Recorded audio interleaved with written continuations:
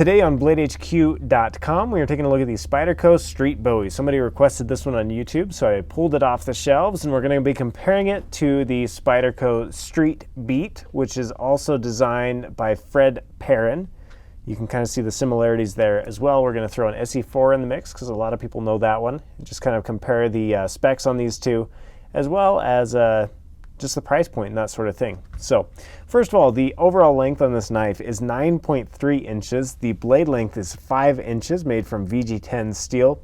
It's a non-reflective ceramic coating on it. So this is going to be great for tactical situations where you don't want that glint off your knives. It's got that Bowie blade on it. You can see the Spidey hole there. These are made in Japan. It doesn't say Seki City, but I believe, I'm going to guess, they are made in Seki City.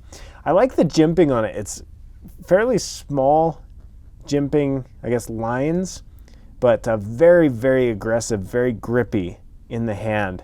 So once your finger's on there, it's not going anywhere. While I'm here, let me show you that handle shot with it in hand.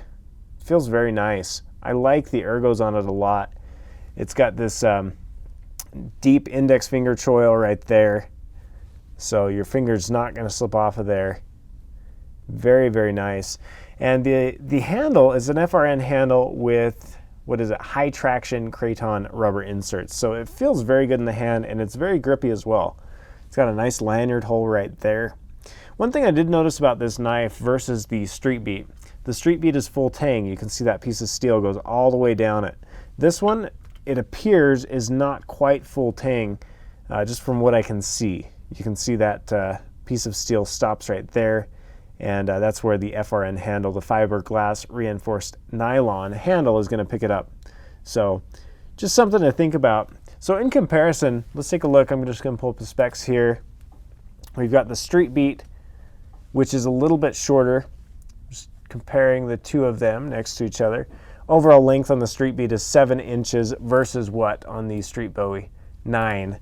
So you can see a lot of similar designs. You've got that Bowie shape on both of them, or Bowie, however you want to pronounce it. You've got that deep index finger choil there, but just not as much girth in the Street Beat.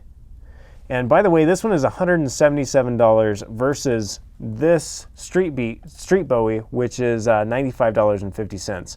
And if I'm not mistaken, I don't know 100% on this one, but it appears that they basically just redesigned this a little bit, put the black tactical finish on it, and re-released it. So pretty cool. That's kind of what our product description is telling me.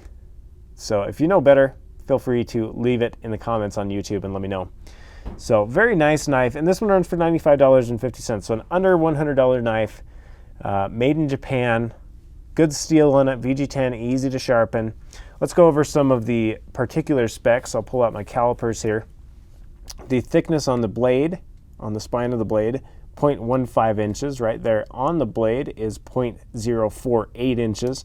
Thickness on the handle is 0.56 inches, so just over half an inch. So fairly thick on this. Very nice. Let's compare that in comparison, just for comparison's sake, to an SE4. SE4 thickness is 0.18 on the back side of that blade, 0.15, 0.19-ish by 0.15. So the SE4 feels quite a bit thicker to me, just in hand. It's a lot heavier. Let me show you the weight on the SE4.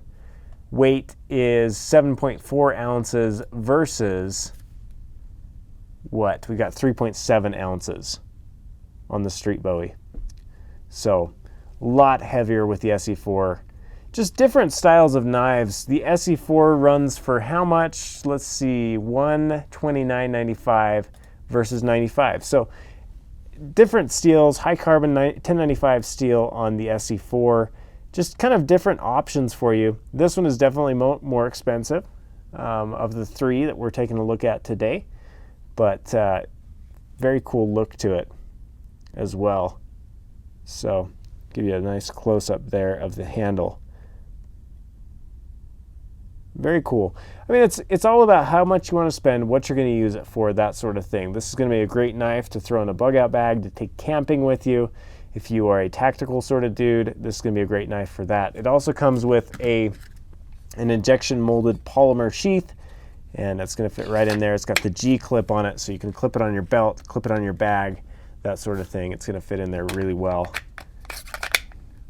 Nice.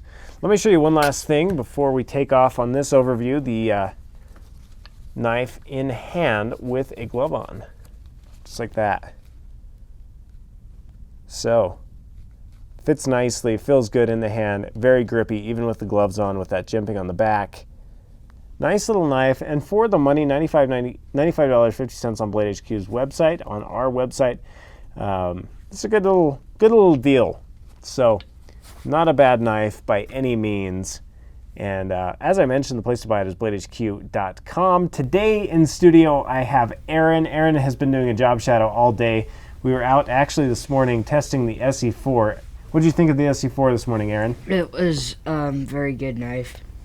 Very good knife. Why? Because it was useful in many different ways and good at what it was meant to do. Totally. We were out doing a field test on this one this morning, and this is a beast of a knife. I haven't done any sort of field testing on the Street Bowie, but from the looks of it, nice and solid. One thing I do want to mention, that tip, not as thick as, say, an SE4. I can see that just sitting here. While we're thinking about it, why don't we test just take these calipers to the tip, right at the end of the tip. 0.06 on the Street Bowie versus, right there on the tip, 0.073 on 0.077 on the SE4. So that tip is a lot more robust on the SE4. Just things to think about when you're selecting a knife. But the SE4 is really heavy, so just different strokes for different folks, but all in all, very nice little knife. Anyway, Aaron, thanks for being in the studio today. This is our last overview for the day. Aaron sat through all of my jibber-jabbering for several hours now, and we're going to call it a day. He was doing an 8th grade job shadow. What do you think, Aaron? Do you want to go into the knife industry? Sure, it looks fun. Looks fun. We've been doing all sorts of overviews. He's had a really good time. Checked out a whole bunch of different knives down in the store and that sort of thing. Blade HQ is a fun place to hang out. We have a lot of different knives and selection and fun stuff. Anyway, thank you guys for watching. If you've watched this far into the video, you might as well just go over to bladehq.com and buy this knife. That's the place to buy it, bladehq.com. Buy it now.